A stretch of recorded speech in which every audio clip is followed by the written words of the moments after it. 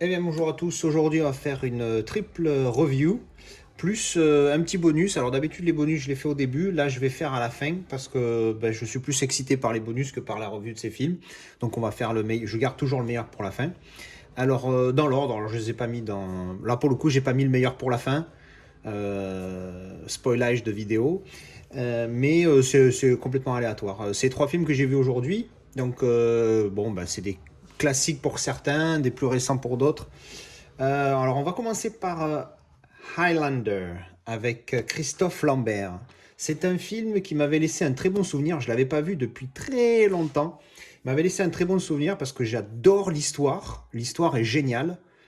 Et je me rappelais plus à quel point en fait le film était très très mal tourné et acté parce que c'est vraiment, ça fait vraiment film de série B et ça m'a vraiment surpris et déçu parce que j'en avais gardé un bon souvenir. Alors je sais pas combien de temps ça fait que je l'avais pas vu, mais apparemment ça fait un moment parce que écoutez, la dernière fois que je l'ai vu, j'en avais gardé, comme j'ai dit, un bon souvenir. Dans ma tête c'était un 8 et là c'est un petit 5. C'est 5 parce que j'ai vraiment aimé l'histoire. L'idée elle est géniale, j'adore l'idée de Highlander. Comment, si ça avait été mieux joué, les effets spéciaux mieux réalisés. Alors certes, c'est un film de 86, mais quand même, ça reste un film... bon, c'est pas non plus un film des années 60. Je veux dire, il y a des films des années 80 qui sont mieux réalisés au niveau des effets spéciaux. Alors les effets spéciaux, ils sont pas énormes dans ce film, mais ne serait-ce que j'ai relevé deux trois trucs. Et entre autres, alors déjà les doublures. Combien de fois on voit des doublures quand il s'entraîne avec Sean Connery? Bon, souvent, c'est des doublures, mais c'est tellement évident que c'est des doublures. À un moment donné, fait un effort, tu vois, ou à un moment donné, il se retrouve suspendu en l'air, où il est censé, entre guillemets, voler. On voit les câbles qui le retiennent et tout. Ah, j'ai dit, les gars, merde, 1986, d'accord, mais un petit effort. Donc, extrêmement déçu parce que je me répète, mais j'en avais gardé un très très bon souvenir de ce film. Et puis bon, finalement, c'est dommage parce que l'histoire, elle est vraiment top. J'ai jamais vu les suites. Je sais qu'il y en a quatre, je crois, de suites. En tout, il y en a quatre, donc il y en a trois. Il y a trois suites. Je les ai jamais vues parce que j'avais entendu des commentaires comme quoi c'était vraiment de la bouse. Mais du coup, si la suite c'est vraiment de la bouse, le un c'est quoi alors? Donc oui, très déçu, mais encore une fois, si vous l'avez jamais vu, je vous recommande quand même de le voir. Si en se concentrant sur l'histoire et en évitant de penser, en évitant d'être trop concentré, focus sur justement les effets spéciaux un petit peu foireux, et puis l'acting aussi, parce que l'acting, donc c'est Christophe Lambert, alors il y a Sean Connery. Sean Connery, ça va, mais en même temps c'est Sean Connery, donc forcément, voilà. Et il y a aussi l'acteur, alors je ne me rappelle plus son nom, mais c'est l'acteur qui joue le flic dans The Shawshank Redemption, enfin pas le flic, le gardien de prison, en chef là. C'est lui qui joue le méchant. Enfin bref, voilà, petite déception, mais bon voilà. Et alors en plus, pour en rajouter une petite couche, le Blu-ray, qualité du Blu-ray, elle est dégueulasse. Il y a beaucoup de bruit, mais ça fait, en plus, ça fait un vieux bruit, donc c'est supportable. C'est pas un bruit vraiment, enfin pas pardon, pas un bruit du grain. Je me corrige, c'est du grain. Donc c'est pas un grain comme on peut avoir des fois qui vraiment, ça fait de la neige. Là, ça va, c'est supportable, mais c'est compliqué quand même. J'en connais un qui détesterait ça. Par contre, le seul truc qui est vraiment bon, au final, c'est la BO, parce que la BO, c'est Queen. Donc forcément, enfin forcément, il y en a qui n'aiment pas, hein, je suppose. Mais bon, moi j'aime bien Queen. Et c'est de la musique d'Highlander, elle est vraiment top. C'est vraiment ça, c'est vraiment top pour le coup. Ensuite, on va passer à The Longest Day. Alors, je vous montre la jaquette parce que là, c'est pas le titre en version originale, mais pour le coup, il est bien traduit. Le jour le plus long, The Longest Day. Donc, ça tient la route. Donc, c'est un film que j'avais vu une seule fois, il me semble bien, il y a très longtemps, et je m'en rappelais très peu. Et donc, pour ceux qui connaissent pas, c'est l'histoire du débarquement en Normandie en 44, du 6 juin 44. Alors, ce qui est très bien par rapport au film récent, c'est que certes, c'est un film américain, mais on voit le côté américain, le côté anglais, le côté français. Alors évidemment, on voit un peu plus le côté américain, c'est normal, c'est un film américain, faut pas s'attendre à la folie. Et puis pour une fois, les Français, on passe pas pour des blaireaux. Parce que les Américains, ils aiment bien ça, nous faire passer pour des blaireaux, parce que vu qu'ils pensent que c'est grâce à eux qu'ils nous ont sauvés en 44, etc., justement par rapport au débarquement. Enfin bref, là, le film était, on va dire, un peu plus réaliste, et il montrait la force de la résistance française à l'époque. Et c'est pas mal parce que, comme je me répète, mais comme je le dis, souvent dans les films américains, on passe pour des tâches, comme dans un film We Were Soldier avec Mel Gibson. Alors, au début du film, je fais une petite parenthèse, au début du film, on entend un soldat, c'était pendant le Vietnam, hein, donc on entend un général américain qui dit, il dit ah oui, alors c'est l'armée française qui a fait ça, et l'autre lui répond ah ça existe ça l'armée française, enfin cadré, oui ça existe l'armée française, bref. Donc pour une fois on passe pas pour des guignols dans ce film, c'est un très bon film, il y a même on voit même Bourvil dedans, on s'y attend pas, mais il y a Bourvil pour ceux qui connaissent pas, hein, parce qu'évidemment c'est un film qui est de 1962, qui est pas d'hier. Et donc ouais, non, très bon film, très bien. Alors raconté non parce qu'il n'y a pas de voix off, mais très bien écrit. Il est long, il fait quasi 3 heures, il fait 2h54 il me semble, ou 58, moins le générique 54. Parce que oui, parce que les génériques ils durent 100 ans. Et alors petite parenthèse pour les supporters de l'OM qui vont, enfin qui allaient et qui j'espère retourneront bientôt au stade. Il y a un chant de supporters de l'OM qui est inspiré d'une musique d'une mélodie pardon, qui est dans ce film. Donc petite parenthèse pour les supporters de l'OM et petit clin d'œil. Et donc ouais, dans le film, très bon film. Et alors pour le coup, la qualité du Blu-ray, film de 1962, alors c'est noir et blanc. Alors ça aussi, il y en a qui sont freinés par ça, mais super qualité. C'est très net, il n'y a pas de grain, il n'y a pas de... Il y a pas de... c'est super net en fait, il n'y a rien à dire sur cette qualité. Alors c'est pas du 4K, ça c'est sûr, comme j'ai pu voir les Tontons Flingueurs en 4K, qui lui aussi est en noir et blanc. Bon là, on voit que c'est du 4K, même si la différence elle n'est pas énormissime. Mais en tout cas, la qualité du Blu-ray est vraiment pas mal. Et si vous aimez les films de guerre et que vous n'avez pas vu The Longest Day, le jour le plus long, eh bien il faut y aller parce que c'est quand même un classique, c'est une référence. Et on va finir avec le film que je viens de terminer, The Road, avec Viggo Mortensen. Alors, j'ai pas dit, mais ça, c'est un 8, hein, 8 sur 10. Voire 9, hein, c'est limite un 9, mais c'est un 8. Donc, The Road avec Viggo Mortensen. Comment dire? Objectivement parlant, j'ai envie de dire que c'est un bon film. Moi, j'ai pas aimé. Voilà. Moi, personnellement, j'ai pas aimé spécialement. J'ai mis 4. J'ai failli mettre 5. Parce que ben, moi, j'ai pas aimé. C'est pas mon délire, ce genre de film. Mais grosso modo, qu'est-ce que c'est? C'est dans un monde post-apocalyptique où ben, lui, c'est le père avec son enfant et il essaye de l'amener vers la mer parce que ce serait l'endroit où il faut aller. Enfin, bref, à la limite, ça, on s'en fout un petit peu. Et c'est leur histoire, en fait, pendant c'est presque un film de 2 heures, il fait 1h50, je crois. C'est leur histoire en fait, c'est leur trajet, donc c'est un monde où il y a vraiment plus rien quoi, hein. On cherche tout pour bouffer, le moindre truc, la moindre cachette elle est bonne pour se cacher de ceux qui évidemment sont mal intentionnés et veulent te dérober ce que tu as trouvé, tout ça. Enfin, c'est un bon film, il est très bien joué, le gamin il joue pas mal, Viggo Mortensen est très bon, il y a aussi Charlize Theron. Alors il paraît qu'elle a dit que son nom en afrikaans ça se dit Charlize Theron. Alors c'est assez rigolo, il faudrait que vous regardiez une vidéo YouTube où elle explique comment elle prononce son nom dans sa langue maternelle, puisque c'est l'africaine, elle est d'Afrique du Sud. Bref, voilà, donc elle joue la femme de lui, qu'on voit dans des flashbacks, parce que dès le début, elles ne sont pas avec eux, donc c'est pas un spoil. Hein. Mais globalement, voilà, moi j'ai pas trop aimé, c'est un film qui est un peu mou, alors c'est clair que j'ai pas besoin de l'action en permanence, hein. Regardez... Prisoners, c'est un film où il y a pas on peut pas dire qu'il y a un film d'action, mais par contre, tu es tellement attrapé dans l'histoire que tu es accroché et tu le lâches pas. Hein. D'ailleurs, je vous l'ai mis là, Prisoners, si vous n'avez pas vu la vidéo, une des dernières que j'ai faite, hop, je la passe ici. Très très bon film. Mais voilà, j'ai pas été accroché, c'était un petit peu lent par moment, un petit peu... Pas ennuyeux, mais bon, il y a des petites longueurs. Enfin, mais ça reste. Je pense qu'objectivement, je suis obligé de dire que c'est un bon film parce qu'il est bien joué, l'histoire elle est bonne. C'est juste moi qui aime pas. Après, c'est mon goût perso. Mais je pense que c'est un bon film, donc allez-y, donnez-lui une chance. Il est pas mal. Et puis niveau qualité Blu-ray, RAS. C'est pas une référence, mais il est loin d'être dégueulasse. Il est très bon, donc voilà, tout va bien. Donc voilà, on a fini la review. Donc de ces 3 films que je vais mettre de côté. Hop. Alors voilà, on va faire le petit bonus. Donc c'est la présentation de Steelbook et Blu-ray, plus éventuellement 4K, enfin tout ça. C'est la présentation de mes dernières livraisons. Et comme je l'avais déjà fait une fois, je vais vous présenter au fur et à mesure, voilà, ce qu'il y a. Alors c'est derrière, hein, Das Boot, The King, qui trône toujours au milieu ici, puisque c'est la référence. Alors, on va commencer d'abord par celui-ci. Alors... c'est le Steelbook de Men in Black 3. Moi, j'avais la trilogie, enfin, je l'ai toujours. J'ai la trilogie de Men in Black, mais je l'ai acheté pourquoi? Parce que quand j'ai vu, alors donc, devant, on devine Will Smith, et derrière Samuel L. Jackson, n'importe quoi, Tommy Lee Jones. Donc, l'idée est pas mal. Alors en tout petit, je sais pas si on va voir sur la vidéo, mais en tout petit, il y a marqué MIB. Donc vous vous doutez bien que c'est MIB qui est écrit partout et qui est plus ou moins foncé pour faire le design le visage. Et il y a le 3, donc on voit bien que c'est Men in Black 3. D'ailleurs, c'est écrit ici, un Men in Black 3. Voilà. Alors je l'ai acheté pourquoi? Parce que c'est la version 3D. Que j'ai pas de 3D, donc, et puis je suis pas un fan de 3D, donc voilà. Bref, je l'avais acheté pourquoi? Parce que j'ai vu qu'à l'intérieur, il y avait l'espace pour 3 disques. Et en fait, moi, j'avais celui-ci. J'avais le coffret trilogie.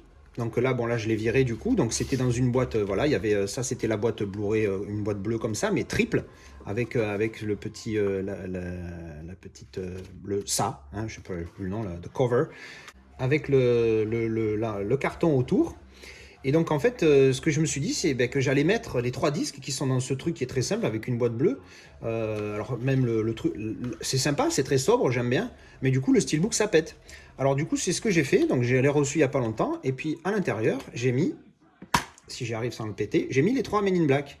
Alors normalement, il y a il y avait le DVD, le Blu-ray 2D et le Blu-ray 3D. Bah, moi, j'ai mis Men in Black 1, 2 et 3. Et comme ça, alors il y a une petite image derrière aussi que je vais montrer. Là, derrière cela, il n'y a que dalle. Enfin, il y a la suite de ça, mais c'est rien du tout. Donc il y a un des personnages de Men in Black 3.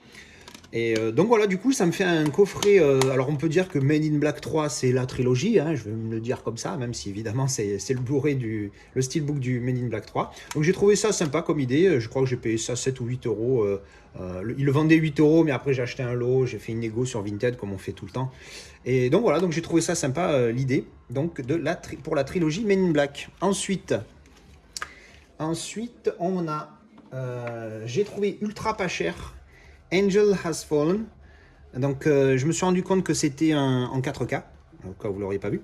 Je me suis rendu compte que c'était une trilogie.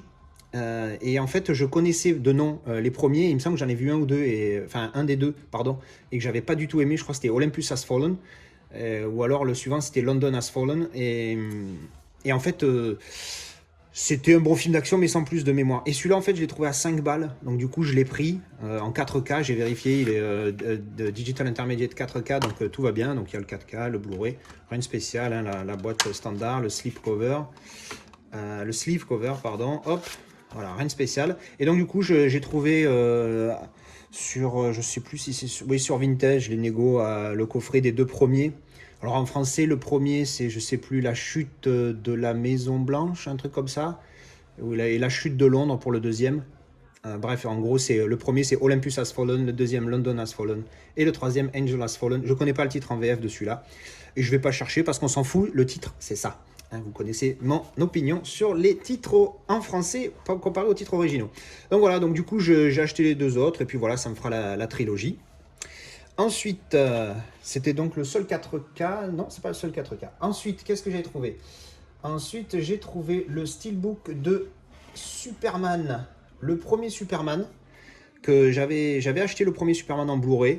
La qualité était très moyenne et j'avais entendu dire que le 4K était vraiment presque dégueulasse, pas terrible. Alors du coup, je me suis pas cassé la tête. J'ai trouvé le Blu-ray, je crois, à 4 euros. Le steelbook, alors j'avais déjà le Blu-ray, donc j'ai revendu le Blu-ray standard. Et j'ai gardé donc le steelbook, qui est sympathique. Voilà, il est pas énormissime, il est sympa. Le dessin là, il y a un côté vintage et il y a un côté mal fait. Donc je sais pas trop. On va voir si on le montre bien comme ça. Alors sur le côté, ce Superman the Movie. Bon, il est sympathique, il est pas énorme. Hop, à l'intérieur. Alors j'aime bien le mec qui va acheter ça. Il a gardé le petit bazar qui est fourni avec, qui est derrière quand on l'achète. J'aime bien ça. Si vous n'avez pas vu mes anciennes vidéos, alors il y a le code. Je sais pas pourquoi j'ai gardé cette daube, je m'en fous complet. Et par contre, j'aime bien la photo qui est à l'intérieur, l'image qu'ils ont mise, l'image de Superman avec le poing comme quand il vole. J'ai trouvé ça pas mal. Donc ouais, voilà, le petit coffret, je l'ai trouvé pas cher. Je l'ai pris et puis voilà, ça me fera un steelbook assez sympa en plus. Ensuite, l'avant-dernier, le steelbook que j'ai trouvé trop délire, c'est le steelbook des Minions. Alors pour info, en français, le titre c'est pareil, c'est écrit pareil, Minions, M-I-N-I-O-N-S. Alors il faut savoir que Minions, il faut pas dire mignon. Parce que mignon, en français, ça veut dire mignon. C'est cute en anglais. C'est mignon, c'est joli, c'est mignon. Sauf que mignonne, en anglais, c'est un truc du démon. C'est des malins, c'est des vicieux, c'est voilà. Donc c'est pour ça qu'il faut bien dire mignons. Il faut pas dire mignon parce que du coup ça perd tout son sens. Et j'ai trouvé le coffret Steelbook délire parce que justement il a arrondi avec leur tête de glandu. Ils sont trop drôles ces personnages, j'aime bien. Voilà, devant, derrière avec une superbe chemise multicolore. Hop. Donc voilà, en entier. Bon, évidemment, là, pour le coup, ça fait la tête d'un mignon. Je l'ai trouvé super délire, ce truc.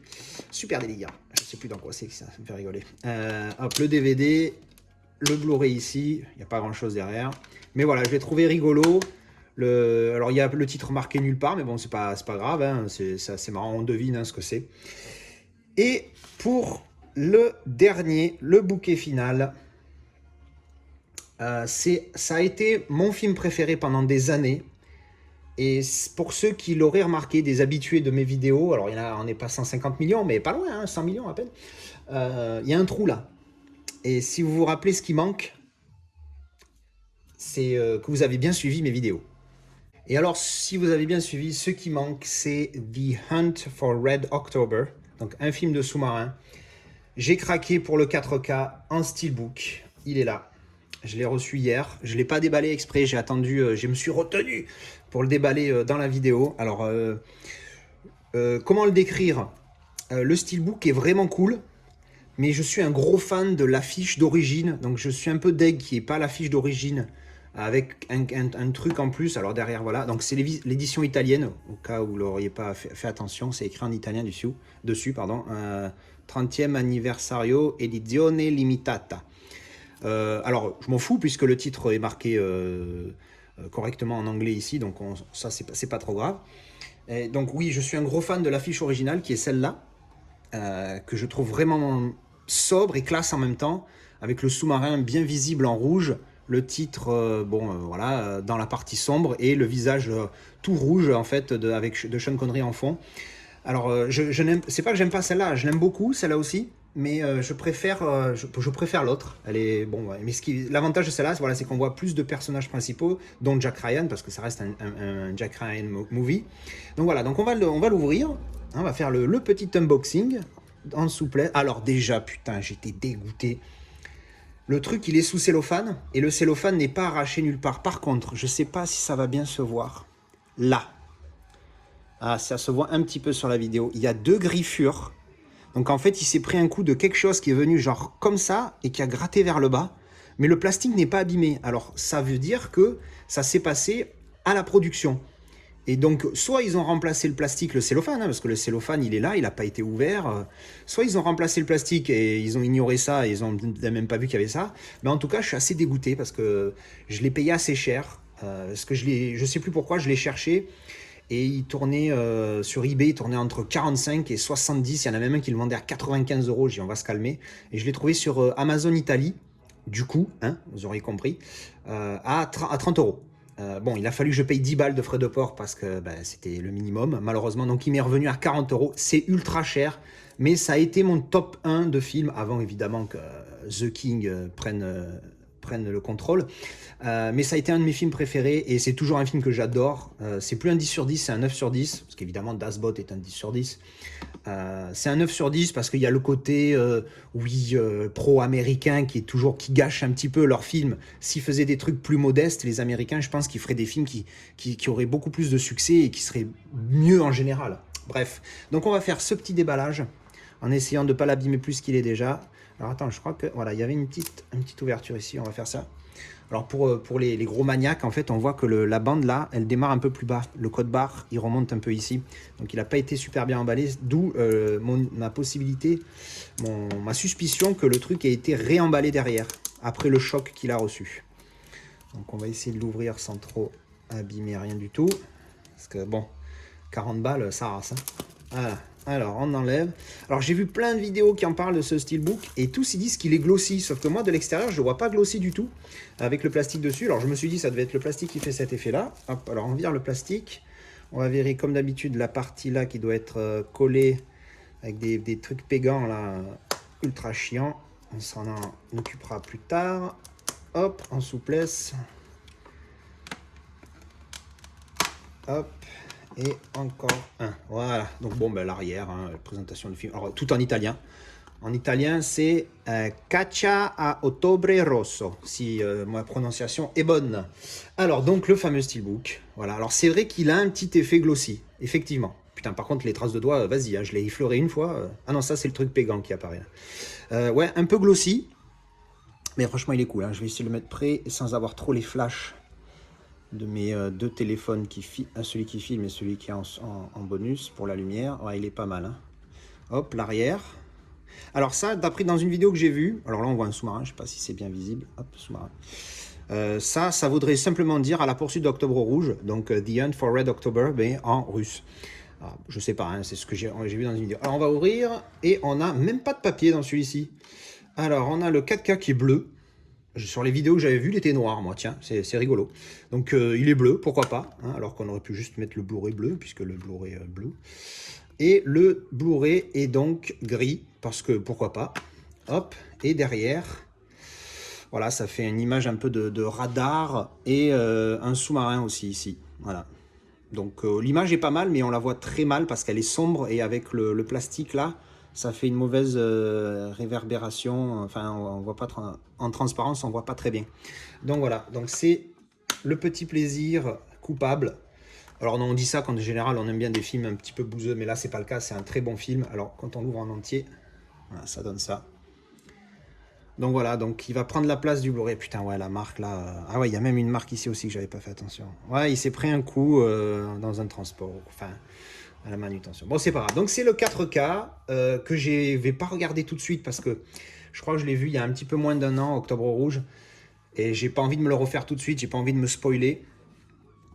Trop le film, parce que moi plus j'aime un film, moins je le regarde. Je sais, c'est bizarre, mais c'est comme ça. Je fais pareil avec les musiques. J'écoute souvent les mêmes musiques qui me plaisent, mais 2-3 des musiques qui me plaisent le plus, je les écoute ultra rarement, volontairement, parce que ça, à chaque fois que je les revois, que je les réécoute, pardon, je prends un vrai pied à réécouter ces musiques. Et j'essaye de faire pareil pour les films, de ne pas les regarder trop souvent à la suite. Bref, donc voilà, donc ça c'était le dernier, donc maintenant on va lui donner sa place. Voilà, il prend la place du coffret normal. Encore une fois, pour comparer avec l'original, je vais la relancer un petit peu parce qu'à la caméra, reste là toi, à la caméra, ça fait un peu loin. Voilà, je préfère cette jaquette là. Elle est plus belle, mais celle-là, elle est pas moche non plus, elle est bien aussi, c'est juste que ma préférence, bah, celle-là, mais bon, là c'est un steelbook, là c'est pas un steelbook. Le truc, celui-ci, je l'ai mis sur Vinted à 3 balles, il est parti en 3 heures. Donc apparemment, j'aurais peut-être pu le vendre plus cher. Enfin, bref, moi les Blu-ray standards, en général, je les vends 3 euros. Donc voilà, donc c'était triple review plus bonus déballage steelbook et 4K, en espérant que vous avez aimé cette vidéo, et puis à bientôt. Ah, mais non, il y en a un que j'ai oublié de vous présenter, un steelbook que vous l'avez peut-être vu en fond là-bas. Pareil, j'ai remplacé la boîte Blu-ray standard par le steelbook que j'ai trouvé à 12 balles sur Vinted. Terminator 2 en steelbook. Donc c'est le même que j'avais. Le film, en tout cas, le Blu-ray c'est le même. Mais là, c'est le steelbook. Alors, j'en ai vu un autre en même temps, mais bon, l'autre le vendait beaucoup plus cher. Celui-là, il le vendait 15, je l'ai négocié à 12. Et il y en a un qui le vendait 18, je crois. Et je me suis dit, je vais pas négocier parce que lui faisait des prix de fou et il allait pas baisser. Par contre, sur l'autre que j'avais vu, il n'y avait pas le petit texte ici. Et je pensais que c'était un sticker ou quoi, mais non. Donc je sais pas. Et puis malheureusement, il s'est abîmé aussi dans le transport, ici. Et le mec m'a affirmé que quand il l'a envoyé, il n'était pas comme ça. Alors évidemment, je ne lui ai pas mis de mauvaise note parce que ça peut très bien être le transport. Donc il est sympa, il n'est pas exceptionnel, il est sympa. Mais il est pas mal, quoi. C'est mieux que la boîte classique. Alors à l'intérieur, par contre, là, c'est métallique, quoi. C'est moche. Fais quelque chose. Voilà. Alors, un petit truc, un petit mot sur le film, je ne vais pas en parler, hein, Terminator 2, voilà, je ne vais pas faire une vidéo là-dessus. Je vais juste préciser un truc, il y a 3 versions de ce film. Alors, il y a la version Director's Cut et une version Director's Cut longue. Et en fait, il y a genre 1 minute de plus ou 1 minute et demie de plus. Seulement, dans le Blu-ray, il y a un menu, il faut choisir, quand tu choisis les versions, il y a la version cinéma, version longue version Director's Cut et la version longue Director's Cut. Sauf que celle-là, elle est écrite avec des petits points, des petites étoiles. Et en fait, j'ai cherché sur des forums, il faut rentrer un code pour pouvoir voir cette version. Alors, au début, j'ai pété un câble parce que je me dis, c'est quoi ce code et tout. Alors, j'ai trouvé assez vite, il faut juste mettre la date, version américaine avec le mois en devant, du jugement dernier. Donc, à la limite, j'ai envie de dire pourquoi pas, mais fournis-le, tu vois. Tu le fournis dans la boîte. Alors là, évidemment, peut-être qu'elle y était dans la boîte, mais bon, je ne l'ai pas eu, moi. Donc en fait, je me rends compte que cette version Director's Cut longue, je l'ai jamais vue. Moi, j'ai vu la version Director's Cut parce que les premières fois où j'ai vu l'autre Blu-ray, j'avais pas fait attention qu'il fallait mettre ce code. Petit problème, c'est quand tu as une télécommande de ton lecteur qui est comme ça, les chiffres, il n'y en a pas des chiffres. Donc du coup, je peux pas rentrer le code. Donc c'est vraiment un attrape-con. Donc si vous l'avez vu, ou si vous connaissez une technique, parce que bon ben là voilà, j'ai pas de pavé numérique là-dessus, je peux pas rentrer un code. Donc bon, c'est un petit peu chiant. Si vous savez comment, tenez-moi au courant. Version longue qui est évidemment, en tout cas celle que j'ai vue moi, qui va franchement et qui vaut le coup quoi. Je veux dire, pourquoi ils ont enlevé ce quart d'heure ou c'est 16 minutes avec l'autre version, celle que j'ai pas vue encore. Mais bon, il y a un quart d'heure en plus à peu près, je crois que c'est 13-14 minutes. Mais c'est des scènes, tu te dis, mais pourquoi tu as enlevé ça? Et des fois, c'est des micro-scènes, des morceaux de 3 secondes qu'ils ont enlevés. Je dis, mais vous êtes con ou quoi? Ces morceaux-là, non seulement ils sont pas mauvais, mais ils sont bien. Et je vois pas pourquoi ils l'ont pas fait dans la version originale. Enfin bon, bref, c'était peut-être à l'époque encore trop long de faire des films de 2h15. Donc du coup, ils ont voulu en couper des scènes. Mais voilà, enfin bref, donc c'était la petite présentation de Terminator 2 que j'ai failli oublier de vous montrer en steelbook. Hop, voilà, on remet en place, on remet le roi en place et on a enfin Octobre Rouge. Alors j'essaye sur mon étagère principale où je mets mes films préférés, ou en tout cas j'essaye de tourner avec que des très bons films. Donc là il y a Jaws, la quadrilogie des Rambo, Le Chant du Loup, donc Octobre Rouge, V for Vendetta, Terminator 2, la saga Rocky. Bon là j'ai mis un petit côté un petit peu chauvin, hein, le plus beau pays du monde. Il est pas mal ce documentaire, il n'est pas exceptionnel mais il est pas mal, et puis voilà, ça parle de la France, alors hein, cocorico. Et évidemment Das Boot qui trône en plein milieu. Alors j'essaye de trouver les versions steelbook ou alors des beaux coffrets pour les laisser ici. Le Chant du Loup, c'est un film que j'adore, j'aime beaucoup parce qu'il est français, puis c'est aussi un film de sous-marin et je suis un gros fan de sous-marin. J'ai cherché, il n'y a pas de steelbook, il y a un 4K. Le Blu-ray, je l'avais trouvé déjà très bien, il faudrait que je le revoie pour voir, et je pense pas investir dans le 4K tout de suite, en tout cas pas en version basique comme ça, peut-être un steelbook s'il sort un jour. Enfin bref, donc voilà, cette vidéo est vraiment finie cette fois, merci d'avoir regardé et à bientôt. Cette fois, il n'y a pas de Lilou qui dort derrière. Mais où est-elle?